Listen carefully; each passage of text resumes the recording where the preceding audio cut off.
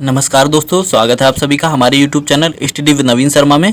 ये हमारा आधुनिक भारत का इतिहास, मॉडर्न हिस्ट्री का घटना चक्र पूर्वावलोकन जो तथ्य सार हैं, पॉइंटर है, उसका हमारा पार्ट 2 है। पार्ट 1 को हम डिस्कस कर चुके हैं, तो ये हमारा उसका पार्ट 2 है। तो चलिए स्टार्ट करते हैं वीडियो को। जो हमारा टॉपिक है क्षेत्रीय राज्य पंजाब एवं मैसूर। इससे पहले के जो टॉपिक्स हैं वो हम कवर कर चुके हैं। ये हमारा आज का टॉपिक है क्षेत्रीय राज्य पंजाब एवं मैसूर के बारे में जो उल्लेख हैं हिस्ट्री में वो हम पढ़ेंगे। तो चलिए स्टार्ट करते हैं। पहला फैक्ट है हमारा, रणजीत सिंह के राज्य में सम्मिलित था। जो रणजीत सिंह थे उनके राज्य में सम्मिलित था, तो श्रीनगर हमारा रणजीत सिंह के राज्य में सम्मिलित था। किसके राज्य में सम्मिलित था? श्रीनगर रणजीत सिंह के राज्य में सम्मिलित था। अगला है, रणजीत सिंह संबंधित थे तो सुकरचकिया मिसल से। कौन सी मिसल से? सुकरचकिया मिसल से संबंधित थे। रणजीत सिंह सुकरचकिया मिसल से संबंधित थे। अगला है, महाराजा रणजीत सिंह के राज्य की राजधानी थी लाहौर। राजधानी थी महाराजा रणजीत जो सिंह थे उनकी राजधानी कौन सी थी? लाहौर। अगला है, रणजीत सिंह ने सुप्रसिद्ध कोहिनूर हीरा प्राप्त किया था शाह शुजा से। किससे प्राप्त किया था? जो कोहिनूर हीरा था रणजीत सिंह ने शाह शुजा से प्राप्त किया था। इसके बाद अगला जो फैक्ट है हमारा, ईश्वर की इच्छा थी कि मैं सब धर्मों को एक निगाह से देखूं, इसलिए उसने दूसरी आंख की रोशनी ले ली। ये कथन कहता है, ठीक है। कथन कहाँ था? किसने कहा था ये कथन? तो महाराजा रणजीत सिंह ने कहा था। उन्होंने कहा था ईश्वर की इच्छा थी कि मैं सब धर्मों को एक निगाह से देखूं, इसलिए उसने दूसरी आंख की रोशनी ले ली। ये कथन रणजीत सिंह का था। उनकी जो एक आंख थी वो खराब थी। तो ये आप अप्रोच देख सकते हैं कितनी अच्छी अप्रोच थी उनकी। अगला है, महाराजा रणजीत सिंह के उत्तराधिकारी थे। तो महाराजा रणजीत सिंह जो हैं उनके उत्तराधिकारी कौन थे? खड़क सिंह उनके उत्तराधिकारी थे। सिख राज्य का अंतिम राजा, जो सिख राज्य था उसका अंतिम राजा कौन था? दिलीप सिंह थे। अंतिम राजा दिलीप सिंह थे। उसके बाद अगला जो फैक्ट है हमारा, पंजाब के पूर्व महाराजा दिलीप सिंह के विषय में, पंजाब के पूर्व महाराजा दिलीप सिंह के विषय में 23 अक्टूबर 1893 को उनका निधन पेरिस में हुआ। नासिक में उनकी अंत्येष्टि हुई। उन्होंने कभी भी सिख धर्म नहीं छोड़ा था, वह कभी भी रूस नहीं गए थे में सही कथन है। इनमें कौन सा कथन सही है? ठीक है, जो हमारे दिलीप सिंह थे उनके बारे में ये कथन दे रखे हैं, उनमें से कौन सा कथन सही है? तो हमारा केवल एक कथन सही है, 23 अक्टूबर 1893 को उनका निधन पेरिस में हुआ था, और बाकी के कथन सही नहीं है। अगला जो है फैक्ट हमारा वो है, पंजाब के विलय के पश्चात पंजाब पर शासन करने के लिए 3 और परिषद के सदस्य थे। जो पंजाब का विलय हो गया था तो पंजाब पर शासन करने के लिए 3 और परिषद के सदस्य थे। कौन कौन थे? सर हेनरी लॉरेंस अध्यक्ष था, जॉन लॉरेंस और चार्ल्स ग्रेविल मानसेल, ये 3 और सदस्य थे। Sir Henry Lawrence, John Lawrence और चार्ल्स ग्रेविल मानसेल। इसके बाद अगला फैक्ट है, प्रथम आंग्ल मैसूर युद्ध 1766 से 1769 में विजय हुआ था। जो प्रथम आंग्ल मैसूर युद्ध हुआ था उसमें हैदर अली विजय हुआ था। कौन? हैदर अली विजय हुआ था। आंग्ल मैसूर का मतलब क्या है? आंग्ल मीन्स अंग्रेजों का है। आंग्ल से जो हमारा तात्पर्य अंग्रेजों से है, और मैसूर के बीच जो युद्ध हुआ था उसमें हैदर अली की विजय हुई थी प्रथम आंग्ल मैसूर युद्ध में। अगला जो हमारा फैक्ट है, ब्रिटिश जनरल जिसने हैदर अली को पोर्टो नोवो के युद्ध में हराया। हैदर अली को पोर्टो नोवो के युद्ध में किसने हराया था? सर आयर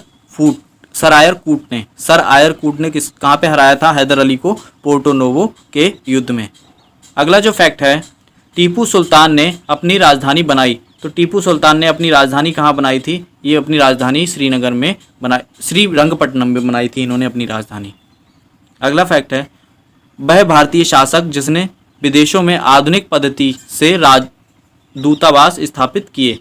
वह भारतीय शासक कौन था जिसने विदेशों में आधुनिक पद्धति से, जैसे इस समय वर्तमान समय में राजदूत स्थापित किए जाते हैं विदेशों में, उसी तरह से राजदूत स्थापित किए थे। तो किसने किए थे? टीपू सुल्तान ने इसी तरह से राजदूत स्थापित किए थे विदेशों में। अगला फैक्ट है, टीपू सुल्तान ने ब्रिटिश सेना को 1780 में हराया था। टीपू सुल्तान ने ब्रिटिश सेना को 1780 में कहाँ पे हराया था? तो पोलीपुर में। कहाँ पे? पोलीपुर में हराया था। अगला फैक्ट है, अंग्रेजों ने श्रीरंगपट्टनम की संधि की थी टीपू सुल्तान के साथ। अंग्रेजों और टीपू सुल्तान के बीच हुई थी ये रंगपट्टनम की संधि। टीपू सुल्तान अंग्रेजों के साथ युद्ध में मारे गए 1799 ईस्वी में। 1799 ईस्वी में टीपू सुल्तान अंग्रेजों के साथ युद्ध में मारे गए थे। अगला जो फैक्ट है हमारा, सही सुमेलित दिए हुए हैं, ये पहले से ही सुमेलित कर रखे हैं। प्रथम आंग्ल मैसूर जो युद्ध हुआ था वो हैदर अली उसमें विजित हुआ था। जो अंग्रेज और मैसूर के बीच में जो पहला युद्ध हुआ उसमें हैदर अली विजित हुआ था। द्वितीय आंग्ल मैसूर युद्ध में अनिर्णायक रहा ये युद्ध, इसमें कोई निर्णय नहीं निकला, कोई भी विजय नहीं रहा। तृतीय आंग्ल मैसूर युद्ध था, इसमें टीपू सुल्तान युद्ध में पराजित हुआ था और अपना भूभाग अंग्रेजों को दे दिया था। जो तृतीय आंग्ल मैसूर युद्ध था उसमें टीपू सुल्तान पराजित हो गए थे और इन्होंने अपना जो भूभाग था वो अंग्रेजों को दे दिया था। चतुर्थ आंग्ल मैसूर युद्ध हुआ था, उसमें टीपू पराजित किया गया और युद्ध के मध्य दिवंगत हुआ, मतलब युद्ध के मध्य में ही मारे गए थे। चतुर्थ आंग्ल मैसूर युद्ध में ये टीपू सुल्तान मारे गए थे। अगला फैक्ट है इसके बाद हमारा, बेगम समरू ने एक अति प्रसिद्ध चर्च का निर्माण करवाया। जो बेगम समरू थी उन्होंने एक अति प्रसिद्ध चर्च का निर्माण कहाँ करवाया था? सरगना में इसका निर्माण करवाया था। बेगम समरू ने चर्च का निर्माण सरगना में करवाया था। अगला कथन दे रखा है, सही कथन ही दे रखा है ये, तो पढ़ेंगे। महाराजा रणजीत सिंह ने लाहौर में तोपों के निर्माण के लिए आधुनिक ढलाई कारखाना स्थापित किए। आमेर में सवाई जयसिंह ने यूक्लिड के रेखा गणित के तत्वों का संस्कृत में अनुवाद कराया। मैसूर में टीपू सुल्तान ने श्रृंगेरी मंदिर में देवी शारदा की मूर्ति के निर्माण के लिए धन दिया था। तो ये सभी कथन जो दे रखे हैं ये सभी सही हैं। एक बार फिर से देखेंगे। महाराजा रणजीत सिंह ने लाहौर में तोपों के निर्माण के लिए आधुनिक ढलाई खाने को स्थापित करवाया था। आमेर के सवाई जयसिंह ने यूक्लिड के रेखा गणित के तत्वों को संस्कृत में अनुवाद कराया था। मैसूर में टीपू सुल्तान ने श्रृंगेरी मंदिर देवी शारदा की मूर्ति के निर्माण के लिए धन दिया था। ये कथन सभी सही हैं। अगला है सही कथन है, ये भी कथन जो है सही है। प्लासी के युद्ध में सिराजुद्दौला की पराजय के लिए मीर जाफर ने अंग्रेजों से मिलकर षड्यंत्र रचा। तो ये सही कथन है। प्लासी का जो युद्ध हुआ था हमारा उसमें सिराजुद्दौला की पराजय के लिए मीर जाफर जो था उसने अंग्रेजों से मिलकर षड्यंत्र रचा था। अगला है हमारा टॉपिक गवर्नर जनरल और वायसराय। गवर्नर जनरल और वायसराय उनके बारे में पढ़ेंगे। तो कथन दे रखा है एक हमारा कथन है, पहला हमारा कथन सही कथन है। तो जन प्रशासन की नींव वॉरेन हेस्टिंग द्वारा मजबूती से रखी गई, जिस पर ऊपरी संरचना कॉर्नवालिस की ठीक है। जो जन प्रशासन था उस पे की जो नींव थी उस वो वॉरेन हेस्टिंग ने रखी थी, मजबूती से रखी थी, और जिस पर ऊपरी जो संरचना थी वो किसने की थी? कॉर्नवालिस ने की थी। ईस्ट इंडिया कंपनी की असैनिक और सैनिक सुधार करने का श्रेय क्लाइव को था। जो सैनिक और असैनिक सुधार करने का श्रेय है ईस्ट इंडिया कंपनी में वो क्लाइव को जाता है। लॉर्ड डलहौजी ने द्युति के सिद्धांत के आधार पर ब्रिटिश साम्राज्य में समृद्ध क्षेत्र जोड़े। ठीक है, जो लॉर्ड डलहौजी था उसने द्युति के सिद्धांत के आधार पर ब्रिटिश साम्राज्य में समृद्ध क्षेत्र जोड़े थे। ठीक है, जो हड़प नीति थी वो लॉर्ड डलहौजी की ही थी, वो दूसरे राज्यों का हड़प लेता था। इसके बाद अगला है कलकत्ता में एशियाटिक सोसाइटी की स्थापना के समय बंगाल का गवर्नर जनरल था। कलकत्ता में जब एशियाटिक सोसाइटी की स्थापना हुई थी उस समय बंगाल का governor general Lord Warren Hastings था। ठीक है, अगला फैक्ट है सुरक्षा प्रकोष्ठ की नीति संबंधित है। जो सुरक्षा प्रकोष्ठ की नीति है वो हमारी वॉरेन हेस्टिंग से संबंधित है। किससे संबंधित है? वॉरेन हेस्टिंग से संबंधित है। अगला फैक्ट है हमारा बंगाल में द्वैध शासन प्रणाली को समाप्त किया वॉरेन हेस्टिंग ने। द्वैध शासन प्रणाली को किसने समाप्त किया था? वॉरेन हेस्टिंग ने समाप्त किया था। अगला जो फैक्ट है हमारा वह गवर्नर जनरल जिस पर ब्रिटिश संसद में महाभियोग का मुकदमा चलाया गया था। ऐसा कौन सा गवर्नर जनरल था जिस पे ब्रिटिश संसद में महाभियोग का मुकदमा चलाया गया था? तो वॉरेन हेस्टिंग पर महाभियोग का मुकदमा चलाया गया था। कहाँ? ब्रिटिश संसद में। अगला फैक्ट है भारत में न्यायिक संगठन की स्थापना लॉर्ड कॉर्नवालिस ने की थी। भारत में जो न्यायिक संगठन की स्थापना थी वो किसने की थी? लॉर्ड कॉर्नवालिस ने की थी। अगला फैक्ट है वह गवर्नर जनरल जिसने भारत की प्रसंविबद्ध सिविल सेवा covenanted civil services of India का सृजन किया, जो कालांतर में भारतीय सिविल सेवा के नाम से जानी जाती है। ठीक है, वह गवर्नर जनरल कौन था जिसने सिविल सर्विसेज को भारत में प्रारंभ किया था? तो ये कॉर्नवालिस ही था। ठीक है, जो कि आजकल की सिविल सेवा, भारतीय सिविल सेवा के रूप में जानी जाती है। अगला जो फैक्ट है, लॉर्ड कॉर्नवालिस की कब्र स्थित है। लॉर्ड कॉर्नवालिस की जो कब्र है वो कहाँ स्थित है? गाजीपुर में स्थित है लॉर्ड कॉर्नवालिस की कब्र।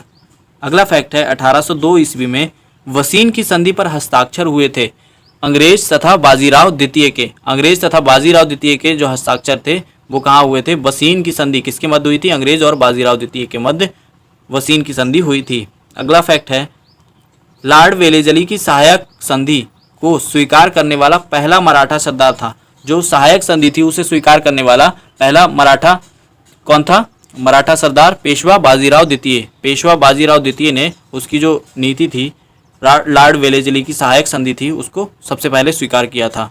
अगला फैक्ट है, सहायक संधि को क्रियान्वित किया था लॉर्ड वेलेजली के काल में। सहायक संधि कब क्रियान्वित हुई थी? लॉर्ड वेलेजली के काल में क्रियान्वित हुई थी। इसके बाद अगला फैक्ट है हमारा, सहायक संधि व्यवस्था को स्वीकार करने वाला प्रथम भारतीय देशी शासक था। जो सहायक संधि थी उसे स्वीकार करने वाला हमारा प्रथम भारतीय देशी शासक था, तो हैदराबाद के निजाम थे जिन्होंने सहायक संधि को सबसे पहले स्वीकार किया था। अगला फैक्ट है, हैदराबाद, मैसूर, अवध, सिंधिया में लॉर्ड वेलेजली के साथ सहायक संधि करने वाला राज्य का सही अनुक्रम है। ठीक है, जो हमारे ये राज्य दे रखे हैं हैदराबाद, मैसूर, अवध और सिंधिया, इनमें से जो क्रम है सहायक संधि को एक्सेप्ट करने का, मतलब स्वीकार करने का, वो कौन सा है? तो पहले हैदराबाद ने किया था, उसके बाद मैसूर ने, उसके बाद अवध ने, फिर सिंधिया ने। ठीक है, किसने? सबसे पहले हैदराबाद ने, फिर मैसूर ने, फिर अवध ने और फिर सिंधिया ने स्वीकार किया था हमारा वेलेजली की जो सहायक संधि थी उसको। इसके बाद अगला जो फैक्ट है हमारा, अगला फैक्ट है, सहायक संधि को स्वीकार करने वाला पहला शासक था। सहायक संधि थी उसको स्वीकार करने वाला पहला शासक था, तो कौन था? अवध का नवाब। अवध का नवाब जो था उसने सहायक संधि को स्वीकार किया था, पहला शासक था ये ऐसा जिसने सहायक संधि को स्वीकार किया था।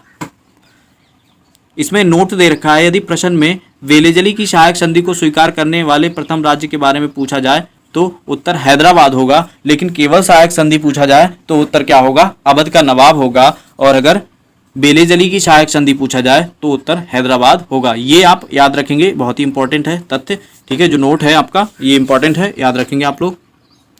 अगला जो फैक्ट है हमारा, हैदराबाद के निज़ाम इंदौर के होलकर राज्य, हैदराबाद के जो निज़ाम थे इंदौर के होलकर राज्य, जोधपुर के राजपूत राज्य तथा मैसूर के शासक में से सहायक संधि स्वीकार नहीं की थी। किसने सहायक संधि स्वीकार नहीं की थी? हैदराबाद के निज़ामों ने, या फिर इंदौर के होलकरों ने, या फिर जोधपुर के राजपूत ने, या फिर मैसूर के शासक ने? किसने स्वीकार नहीं की थी सहायक संधि? तो इंदौर के जो होलकर थे उन्होंने नहीं स्वीकार की थी सहायक संधि। अगला फैक्ट है, भारतीय राज्यों में अंग्रेजी प्रभुत्व स्थापित करने के लिए प्रशासन में सहायक संधि प्रणाली का सूत्रपात किया। जो भारतीय राज्यों पर अंग्रेजी प्रभुत्व स्थापित करने के लिए प्रशासन में सहायक संधि का सूत्रपात किसने किया था? लॉर्ड वेलेजली ने किया था। किसने? लॉर्ड वेलेजली ने किया था। अगला फैक्ट है हमारा, ईस्ट इंडिया कंपनी का राजपूत राज्यों में सहायक संधि करने का मुख्य उद्देश्य था। जो राजपूत राज्यों में ईस्ट इंडिया कंपनी सहायक संधि क्यों करना चाहती थी? अंग्रेजों की प्रभुसत्ता स्थापित करने के लिए। क्यों करना चाहती थी? अंग्रेजों की प्रभुसत्ता स्थापित करने के लिए। अगला फैक्ट है, उस समय जब नेपोलियन की शक्ति के सामने यूरोप में साम्राज्य धराशायी हो रहे थे, तत्कालीन समय में वह ब्रिटिश गवर्नर जनरल जिसने भारत में ब्रिटिश पताका फहराई थी। तो लॉर्ड वेलेजली ने भारत में उस टाइम ब्रिटिश पताका फहराई थी जब नेपोलियन की शक्ति पूरे यूरोप में साम्राज्य में धराशायी हो रही थी। उस समय जो भारत में था वो कौन था? भारत में अपनी ब्रिटिश पताका कौन फहरा रहा था? Lord Wellesley. अगला फैक्ट है हमारा, आंग्ल नेपाल युद्ध जिसके शासनकाल में हुआ था वह है, किसके शासनकाल में आंग्ल नेपाल युद्ध हुआ था? तो वो कौन है? Lord Hasting. लॉर्ड हेस्टिंग के शासनकाल में आंग्ल नेपाल युद्ध हुआ था। अगला फैक्ट है, सही सुमेलित है पहले से ये। पहला है Hector Munro. Hector Munro Buxar का युद्ध से संबंधित हैं। जो हेक्टर मुनरो है बक्सर के युद्ध से संबंधित है। लॉर्ड हेस्टिंग आंग्ल नेपाल युद्ध से संबंधित है। लॉर्ड वेलेजली चतुर्थ आंग्ल मैसूर युद्ध से संबंधित है।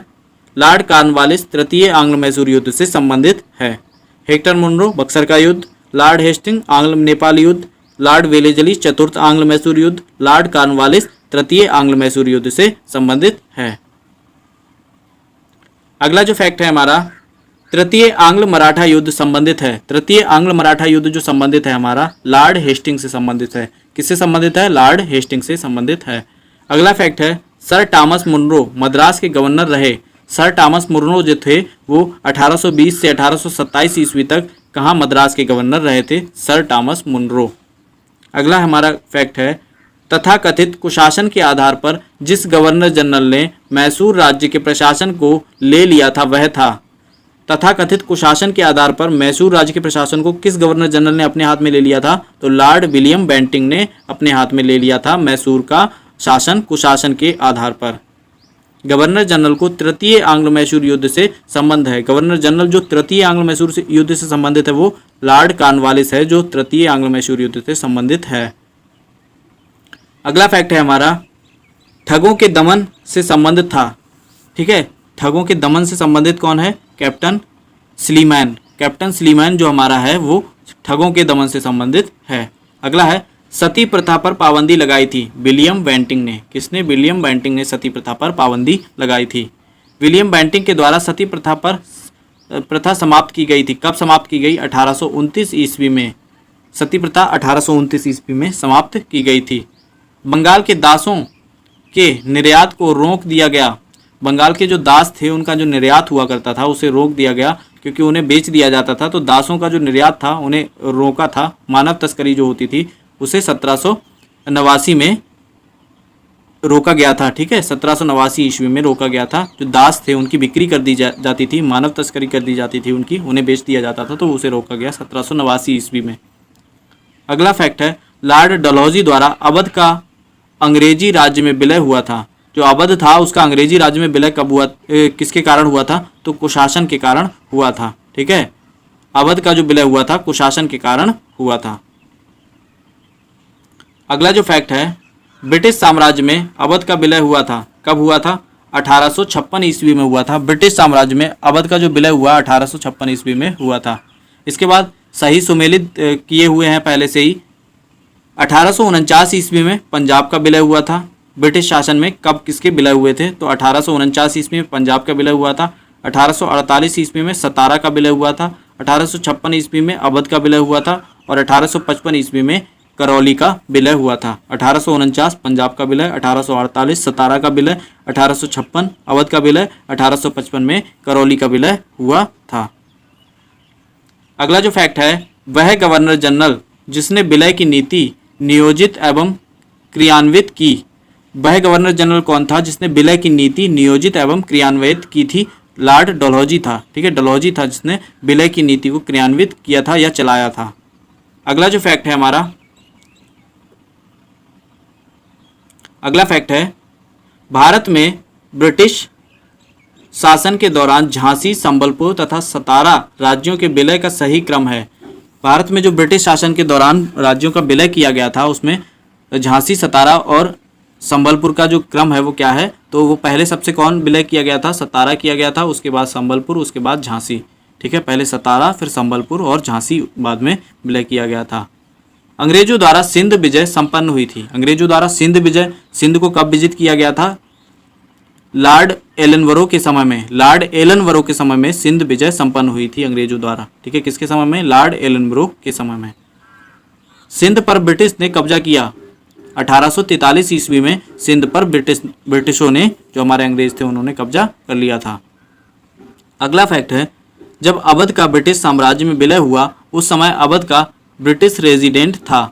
जब ब्रिटिश साम्राज्य में अवध का विलय हो गया उस समय अवध का ब्रिटिश रेजिडेंट कौन था? वो हमारा जेम्स आउट्रम था। कौन था? जेम्स आउट्रम था।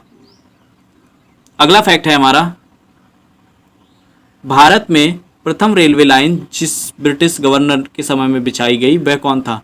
किस ब्रिटिश गवर्नर के समय में सबसे पहले रेलवे लाइन भारत में बिछाई गई थी? तो वो लॉर्ड डलहौजी के समय में बिछाई गई थी। भारत में प्रथम रेल लाइन का निर्माण हुआ था। कहाँ से कहाँ के बीच हुआ था? बम्बई से थाड़े के मध्य हुआ था। बम्बई से थाड़े के मध्य प्रथम रेलवे लाइन का निर्माण हुआ था। भारत में पहली रेल लाइन शुरू हुई थी? 1853 ईस्वी में भारत में पहली बार रेल लाइन शुरू हुई थी। इसके बाद अगला जो फैक्ट है, वह कंपनी जिसने सर्वप्रथम भारत में रेल यात्रा प्रारंभ की, वह जो कंपनी थी जिसने सर्वप्रथम भारत में रेल यात्रा प्रारंभ की थी, उसका नाम क्या था? Great Indian peninsula railway. Great Indian peninsula railway ये कंपनी थी जिसने भारत में सबसे पहले रेल यात्रा प्रारंभ की थी। अगला फैक्ट है, ब्रिटिश भारतीय राज्य क्षेत्र का अंतिम प्रमुख विस्तार हुआ। ब्रिटिश भारतीय राज्य क्षेत्र का अंतिम प्रमुख विस्तार किसके काल में हुआ? डलहौजी के समय में सबसे अधिक विस्तार हुआ। पब्लिक वर्क्स डिपार्टमेंट को 1845 से 1855 ईस्वी के दौरान स्वरूप देने वाले थे। जो पब्लिक वर्क्स डिपार्टमेंट था उसको 1845 से 1855 के दौरान किसने स्वरूप दिया था? लॉर्ड डलहौजी के द्वारा इसको स्वरूप दिया गया था। किसके द्वारा? लॉर्ड डलहौजी के द्वारा। अगला जो फैक्ट है, विधवा पुनर्विवाह अधिनियम क्रियान्वित किया गया। किसके द्वारा किया गया था? लॉर्ड कैनिंग के शासनकाल में किया गया था। विधवा पुनर्विवाह जो अधिनियम था वो लॉर्ड कैनिंग के शासनकाल में क्रियान्वित किया गया था। अगला फैक्ट है, 1 नवंबर 1858 को महारानी विक्टोरिया का घोषणा पत्र इलाहाबाद के मिंटो पार्क में पढ़कर किसने सुनाया था? तो ये लॉर्ड कैनिंग के द्वारा सुनाया गया था। ठीक है, ये कहाँ सुनाया गया था? इलाहाबाद के मिंटो पार्क में। ठीक है, इसमें नहीं दे रखा है। ये जो हमारा था 1858 में 1 नवंबर 1858 को महारानी विक्टोरिया का घोषणा पत्र इलाहाबाद के मिंटो पार्क में पढ़कर सुनाया गया था। और किसके द्वारा? लॉर्ड कैनिंग के द्वारा सुनाया गया था। भारत का प्रथम वायसराय था, तो लॉर्ड कैनिंग भारत का प्रथम वायसराय था। इसके बाद अगला जो फैक्ट है हमारा, अपने पुत्र के स्थान पर दूसरे उत्तराधिकारी को गोद लेने का अधिकार को पुनः स्थापित किया। अपने पुत्र के स्थान पर दूसरे उत्तराधिकारी को गोद ले सकते थे, ये अधिकार किसने पुनः स्थापित किया? 1858 में साम्राज्ञी की घोषणा। जो हमारी सामग्री थी, सामग्री कौन थी? जो हमारी ब्रिटिश की महारानी थी वो हमारी सामग्री थी, भारत की सामग्री घोषित की गई थी। 1858 में उन्होंने ये घोषणा की थी कि अपने पुत्र के स्थान पर दूसरे उत्तराधिकारी को भी गोद लिया जा सकता है। अगला फैक्ट है, महारानी विक्टोरिया को भारत की सामग्री नियुक्त किया गया था। कब नियुक्त किया गया था? सामग्री नियुक्त किया गया था तो 1858 में सामग्री नियुक्त किया गया था। सामग्री होता है, ये समग्र होता है, समग्र से बना सामग्री, मतलब जो सभी अधिकार होंगे वो किसके अधीन होंगे? जिसे भी सामग्री या समग्र नियुक्त किया जाएगा उसके अधीन होंगे। इसके बाद अगला जो फैक्ट है हमारा, वह गवर्नर जनरल जिसने भारत में दास प्रथा को समाप्त किया था। दास प्रथा को किसने समाप्त किया था? लॉर्ड एलन वरो ने। किसने? लॉर्ड एलन वरो ने दास प्रथा को भारत में समाप्त कर दिया था। ये सुमेलित किए हुए हैं पहले से ही। लॉर्ड कॉर्नवालिस ने क्या स्थायी बंदोबस्त लागू किया था? लॉर्ड कॉर्नवालिस ने स्थायी बंदोबस्त। लॉर्ड वेलेजली ने सहायक संधि को। लॉर्ड डलहौजी ने व्यपगत का सिद्धांत। लॉर्ड डलहौजी ने व्यपगत का सिद्धांत। लॉर्ड कैनिंग के द्वारा 1857 का विद्रोह।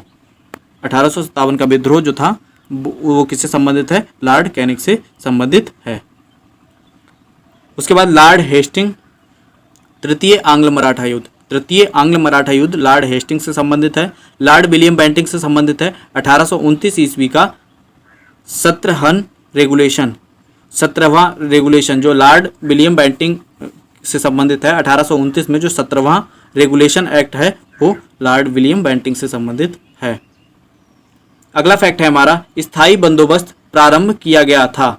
स्थायी बंदोबस्त जो था वो लॉर्ड कॉर्नवालिस के शासनकाल में प्रारंभ किया गया था। किसके शासनकाल में प्रारंभ किया गया था? लॉर्ड कॉर्नवालिस के शासनकाल में प्रारंभ किया गया था। पेशवाई को समाप्त किया गया था। पेशवाई, जब पेशवा बनते थे पहले मराठों में, वो कब समाप्त किया गया था उसको? तो इसे 1818 ईस्वी में समाप्त किया गया था। जो पेशवा बनते थे उसको 1818 में समाप्त कर दिया गया था। इसके बाद अगला जो फैक्ट है हमारा, सही सुमेलित किए हुए हैं ये पहले से ही। पहला है सर जॉन शोर। ठीक है, सर जॉन शोर ये किससे संबंधित है? निष्क्रियता से। निष्क्रियता से संबंधित है। लॉर्ड एलन वरो सिंध के विलय से संबंधित है। लॉर्ड डलहौजी अवध के विलय से संबंधित है। लॉर्ड बेलेजली चतुर्थ आंग्ल मैसूर युद्ध से संबंधित हैं। सर जॉन शोर निष्क्रियता से संबंधित हैं। लॉर्ड एलन वरो सिंध के विलय से। लॉर्ड डलहौजी अवध के विलय से। लॉर्ड बेलेजली चतुर्थ आंग्ल मैसूर युद्ध से संबंधित हैं। आगे जो दे रखा है वो भी सही सुमेलित हैं। लॉर्ड डलहौजी अवध का विलीनीकरण। ठीक है, लॉर्ड डलहौजी जो संबंधित हैं अवध के विलीनीकरण से। लॉर्ड डफरिन भारतीय राष्ट्रीय कांग्रेस की स्थापना से। लॉर्ड डफरिन भारतीय राष्ट्रीय कांग्रेस की स्थापना से संबंधित हैं। Lord William Bentinck Charter Act 1833 को पारित करने से संबंधित हैं। Lord William Bentinck Charter Act 1833 को पारित करने से संबंधित हैं। लॉर्ड लिटिन द्वितीय आंग्ल अफगान युद्ध का प्रारंभ होना। लॉर्ड जो लिटिन है, लॉर्ड लिटिन, वो द्वितीय आंग्ल अफगान युद्ध का प्रारंभ होना उसी से संबंधित है। अगला जो फैक्ट है, वह गवर्नर जनरल जो चतुराईपूर्ण निष्क्रियता की नीति के साथ जुड़ा है। वह गवर्नर जनरल कौन था जो चतुराईपूर्ण निष्क्रियता की नीति के साथ जुड़ा है? वो कौन है? John Lawrence. ठीक है, जॉन लॉरेंस चतुराई के साथ निष्क्रियता की नीति से जुड़ा था, जॉन लॉरेंस। भारत में अंग्रेजों के साथ में प्रथम जनगणना हुई। भारत में अंग्रेजों के समय में जो प्रथम जनगणना हुई थी वो कब हुई थी? किसके काल में? लॉर्ड मेयो के कार्यकाल में हुई थी। किसके? लॉर्ड मेयो के कार्यकाल में हुई थी पहली जनगणना। अगला जो फैक्ट है, वह वायसराय जिसकी हत्या अंडमान निकोबार द्वीप समूह में जब भ्रमण पर थे एक दंडिक अपराधी द्वारा की गई थी। वह वायसराय कौन था जिसकी हत्या अंडमान निकोबार द्वीप समूह में कर दी गई थी? जब वह घूमने गया था तो एक दंडिक अपराधी द्वारा की गई थी। लॉर्ड मेयो की हत्या कर दी गई थी अंडमान निकोबार द्वीप समूह में। अफगानिस्तान के प्रति एक जोश भरी अग्र नीति का अनुसरण करने वाला गवर्नर जनरल था। अफगानिस्तान के प्रति एक जोश भरी अग्र नीति का अनुसरण करने वाला जो गवर्नर जनरल था वो कौन था? लिटिन था, जिसने अफगानिस्तान के प्रति जोश भरी अग्र नीति का अनुसरण किया था। अगला जो फैक्ट है, भारत का वायसराय सबसे दीर्घकालिक तक रहा। सबसे लंबे समय तक भारत का वायसराय कौन रहा था? Lord Linlithgow, Lord Curzon. ठीक है, जो पहला है वो लॉर्ड लिनलिथगो है, सबसे अधिक काल के लिए रहा, और दूसरे नंबर पे कौन है? द्वितीय सर्वाधिक कार्यकाल के लिए लॉर्ड कर्जन। लॉर्ड लिनलिथगो सबसे अधिक समय के लिए रहा, उसके बाद लॉर्ड कर्जन। अगला फैक्ट है, भारत में स्थानीय स्वायत्तशाही संस्थाएं 1882 ईस्वी में सशक्त की गई थीं। जो भारत में स्थानीय स्वायत्तशासी संस्थाएं थीं 1882 में सशक्त की गई थीं लॉर्ड रिपिन द्वारा। किसके द्वारा की गई थीं? लॉर्ड रिपिन के द्वारा ये सशक्त की गई थीं। इल्वर्ट बिल विवाद का संबंध था। जो इल्वर्ट बिल विवाद था उसका संबंध किससे था? यूरोप के लोगों के मामलों की सुनवाई करने के लिए भारतीय न्यायाधीशों पर लगाई गई अयोग्यताओं को हटाए जाने से। जो इल्वर्ट बिल था वो किससे संबंधित था? यूरोप के लोगों के मामलों पर सुनवाई करने के लिए भारतीय न्यायाधीशों पर लगाई गई अयोग्यताओं को हटाए जाने से। जो भारत के न्यायाधीश थे उन्हें अधिकार नहीं था कि वो किसी भी यूरोप के लोगों का मामला हो उसमें सुनवाई कर सकें, और उन्हें इसके लिए अयोग्य घोषित कर दिया गया था भारतीय न्यायाधीशों को। अगला जो फैक्ट है हमारा, महिलाओं तथा बच्चों की कार्यावधि के घंटों को सीमित करने तथा स्थानीय शासन को आवश्यक नियम बनाने के लिए प्राधिकृत करने के लिए प्रथम फैक्ट्री अधिनियम का अभिग्रहण किया गया। जो प्रथम फैक्ट्री अधिनियम आया था वो किसके काल में आया था? लॉर्ड रिपिन के कार्यकाल में आया था। इसमें स्त्रियों और बच्चों के जो कार्य के घंटे थे उन्हें निर्धारित कर दिया गया था कि वो इतने घंटे ही कार्य करेंगे। तो ये एक अच्छा सुधार था ये, क्योंकि पहले बहुत ही ज़्यादा शोषण हो रहा था स्त्रियों और बच्चों का भी। अगला है, भारत में स्थानीय स्वायत्त शासन का जनक माना जाता है। जो स्थानीय स्वायत्त शासन का जनक है उसे किसे माना जाता है? लॉर्ड रिपिन को माना जाता है। स्थानीय स्वायत्त शासन का जनक लॉर्ड रिपिन को माना जाता है। ये पहले से ही सही सुमेलित किए गए हैं, इनको देखेंगे। क्लाइव हैं जो वो हमारे बंगाल के दोहरे शासन से संबंधित हैं। लॉर्ड क्लाइव बंगाल के दोहरे शासन से संबंधित हैं। वेंटिंग अंग्रेजी शिक्षा से संबंधित हैं। चार्ल्स मेटकॉफ प्रेस पर से प्रतिबंध हटाने से संबंधित हैं। चार्ल्स मेटकॉफ ने क्या किया था? प्रेस पर से प्रतिबंध हटाया था। लॉर्ड विलियम बेंटिंग सती प्रथा से संबंधित हैं। लॉर्ड रिपिन स्वायत्त शासन से संबंधित हैं। लॉर्ड कर्जन बंगाल के विभाजन से संबंधित हैं। फिर से देखेंगे एक बार। क्लाइव बंगाल के दोहरा प्रशासन से संबंधित हैं। वेंटिंग अंग्रेजी शिक्षा से संबंधित हैं। चार्ल्स मेटकॉफ प्रेस पर से प्रतिबंध हटाने से संबंधित हैं। लॉर्ड विलियम बेंटिंग सती प्रथा से का निषेध करने से संबंधित हैं। लॉर्ड रिपिन स्वायत्त शासन से संबंधित हैं। लॉर्ड कर्जन बंगाल के विभाजन से संबंधित हैं। इसके बाद अगला फैक्ट जो है देखेंगे। अगला फैक्ट है हमारा, भारतीय पुरातत्व सर्वेक्षण की स्थापना हुई थी। भारतीय पुरातत्व सर्वेक्षण है जो उसकी स्थापना कब हुई थी? लॉर्ड कर्जन के काल में। भारतीय जो पुरातत्व हैं, जो हमारी खुदाई की जाती है, साक्ष्य प्राप्त किए जाते हैं प्राचीन काल के, तो वो लॉर्ड कर्जन के काल में इसकी स्थापना हुई थी भारतीय पुरातत्व सर्वेक्षण की।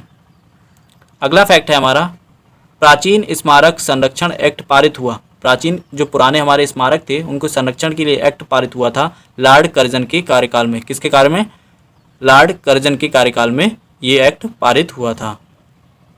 अगला है, भारत में कर्जन के प्रशासन की तुलना में औरंगजेब से की थी। भारत में कर्जन के प्रशासन की तुलना औरंगजेब से की थी जी.के. गोखले ने। ठीक है, कर्जन का जो प्रशासन था उसकी तुलना औरंगजेब से की गई थी।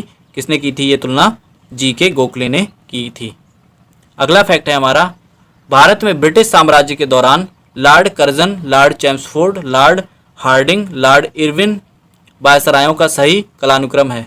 ये दे रखे हैं Lord Curzon, Lord Chelmsford, Lord Hardinge और लॉर्ड इरविन। इनका कार्यकाल का जो सही क्रम है उसको बताना है। तो इसमें सबसे पहले लॉर्ड कर्जन का कार्यकाल रहा, उसके बाद लॉर्ड हार्डिंग का रहा, उसके बाद लॉर्ड चैम्सफोर्ड का और अंत में लॉर्ड इरविन का। ठीक है, तो ये कार्यकाल थे लॉर्ड कर्जन का सबसे पहले, लॉर्ड हार्डिंग का उसके बाद, लॉर्ड चैम्सफोर्ड का उसके बाद और लॉर्ड इरविन का उसके बाद। अगला फैक्ट है, फूट डालो और राज करो की रणनीति अपनाई गई थी लॉर्ड कर्जन के द्वारा। लॉर्ड कर्जन जो था उसके द्वारा फूट डालो और राज करो की नीति अपनाई गई थी। इसके बाद अगला जो हमारा फैक्ट है, गवर्नर जनरल, वह गवर्नर जनरल जिसने सबसे पहले पृथक निर्वाचन मंडल की व्यवस्था मुसलमानों को जीतने व उनके कांग्रेस के विरुद्ध करने के लिए इस्तेमाल की थी। पहला गवर्नर जनरल कौन था जिसने पृथक निर्वाचन मंडल की व्यवस्था मुसलमानों के लिए की थी? ये इसलिए की गई थी कि जो मुसलमान हैं और हिंदू हैं उनमें धार्मिक मतभेद पैदा हो जाए और इसका लाभ अंग्रेज उठा सकें। तो ये किसने की थी? लॉर्ड मिंटो ने ऐसी पृथक निर्वाचन मंडल की व्यवस्था की थी। भारत का एकमात्र यहूदी वायसराय था। भारत का एकमात्र यहूदी वायसराय कौन था? Lord reading. ठीक है, लॉर्ड रीडिंग जो था वो हमारा एकमात्र यहूदी वायसराय था। इसके बाद अगला जो है वो हमारे सही सुमेलित किए गए हैं पहले से ही ने देखेंगे। Pitt's India Act Lord Hastings के वारेन हेस्टिंग के काल में। पिट्स इंडिया एक्ट किससे संबंधित है? वारेन हेस्टिंग से। डॉक्ट्रिन ऑफ लैप्स डलहौजी से संबंधित है। वर्नाकुलर प्रेस एक्ट लिटिन से संबंधित है। इल्वर्ट बिल रिपिन से संबंधित है। ठगी का दमन विलियम बेंटिंग से संबंधित है। रिंग फेस की नीति वारेन हेस्टिंग से संबंधित है। फिर से देखेंगे एक बार, Pitt's India Act Warren Hastings, doctrine of lapse Dalhousie से संबंधित है। वर्नाकुलर प्रेस एक्ट लिटिन से संबंधित है। इल्वर्ट बिल रिपिन से संबंधित है। ठगी का दमन विलियम बेंटिंग से संबंधित है। रिंग फेस की नीति वारेन हेस्टिंग से संबंधित है। दोस्तों इस तरह की ये जो सीरीज है हमारी घटना चक्र की पूर्वावलोकन की जो सीरीज चल रही है पॉइंट वाइज, तो ये सीरीज हमारी पॉलिटी और ज्योग्राफी और हिस्ट्री तीनों चीज़ों की चल रही है। आगे भी और सब्जेक्टों की भी सीरीज चलाई जाएगी। फिलहाल तो अभी 3 सब्जेक्ट की सीरीज चल रही है, इसको आप पूरा देखिए। यूपीपीसीएस, आरओ और आपका यूपीएससी में जो फैक्चुअल डाटा पूछा जाता है, वनडे एग्जाम्स पूछे जाते हैं, वीडियो लेखपाल, इस तरह के एग्जाम यूपीएसआई सभी के लिए मोस्ट इंपॉर्टेंट है और बहुत ज़्यादा इंपॉर्टेंट है। इसके जो ये फैक्ट्स हैं ये पुराने क्वेश्चंस हैं जो हमारे प्रीवियस ईयर में आए हुए हैं, तो इनको पढ़ना बहुत ही ज़्यादा जरूरी है। आप हमारी सभी सीरीज को अवश्य फॉलो करें और सभी सीरीज को देखते रहें। आगे जो सब्जेक्ट हैं उनकी भी सीरीज चलाई जाएगी। इनसे कोई भी आपका एग्जाम का क्वेश्चन बचकर नहीं जाएगा। इन सब्जेक्टों से जो भी आपका फैक्चुअल पूछा जाएगा वो इनसे बाहर नहीं जाएगा। तो चलिए देखते हैं अगला फैक्ट हमारा। ब्रिटिश भारत की राजधानी कलकत्ता से दिल्ली स्थानांतरण क्रियान्वित हुआ। ठीक है, भारत की जो राजधानी थी उसे कलकत्ता से दिल्ली किसने लाया था? कौन लाया था? वो लॉर्ड हार्डिंग के काल में आई थी। ठीक है, लॉर्ड हार्डिंग के काल में कलकत्ता से दिल्ली राजधानी आई थी। इसके बाद हमारा ये पहले से सुमेलित किए हुए हैं, चूक का सिद्धांत या हड़प नीति। चूक का सिद्धांत या हड़प नीति डलहौजी द्वारा स्टार्ट की गई थी। किसके द्वारा? डलहौजी द्वारा स्टार्ट की गई थी। उसके बाद बंगाल का विभाजन लॉर्ड कर्जन के द्वारा। बंगाल में दोहरा शासन लॉर्ड क्लाइव के द्वारा। सामाजिक सुधार बेंटिंग के द्वारा। चूक या सिद्धांत हड़प नीति जो थी लॉर्ड डलहौजी के द्वारा। बंगाल का विभाजन लॉर्ड कर्जन के द्वारा। बंगाल में दोहरा शासन क्लाइव के द्वारा और सामाजिक सुधार बेंटिंग के द्वारा किया गया था। अगला जो फैक्ट है हमारा देखेंगे, ये भी पहले से सुमेलित किए गए हैं। बंगाल में फोर्ट विलियम प्रेसिडेंसी ये चार्ल्स कॉर्नवालिस या कॉर्नवालिस से संबंधित है। बंगाल में फोर्ट विलियम प्रेसिडेंसी किससे संबंधित है?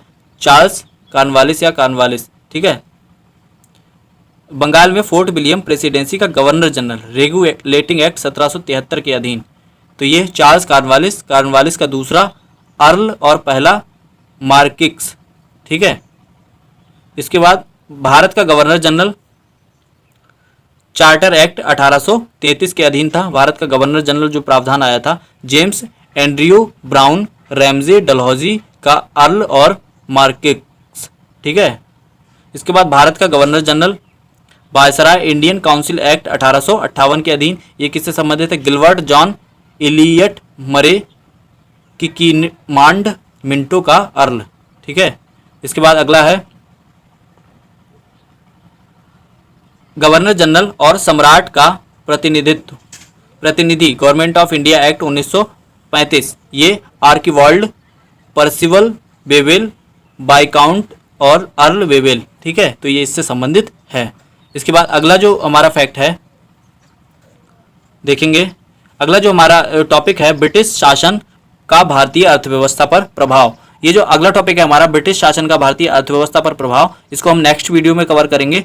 अभी इससे पहले हमारे पहला एक वीडियो जा चुका है, ये हमारा दूसरा वीडियो था, और आगे भी हम इसी तरह के टॉपिक्स कवर करते रहेंगे। इस पूरी बुक को करना है, ये पूरी सीरीज चल रही है हमारी 3 सब्जेक्ट की, ज्योग्राफी और आपका पॉलिटी और हिस्ट्री की। तो इन्हें तीनों को देखिएगा, आपका कोई भी क्वेश्चन इन सब्जेक्ट से छूटकर नहीं जाएगा। आज के लिए बस इतना ही। इसी तरह के वीडियोस के लिए सब्सक्राइब करें हमारे यूट्यूब चैनल स्टडी विद नवीन शर्मा और बेल आइकन को प्रेस कर दें, जिससे आगे आने वाली वीडियोस के नोटिफिकेशन आपको आसानी से मिलते रहें। धन्यवाद।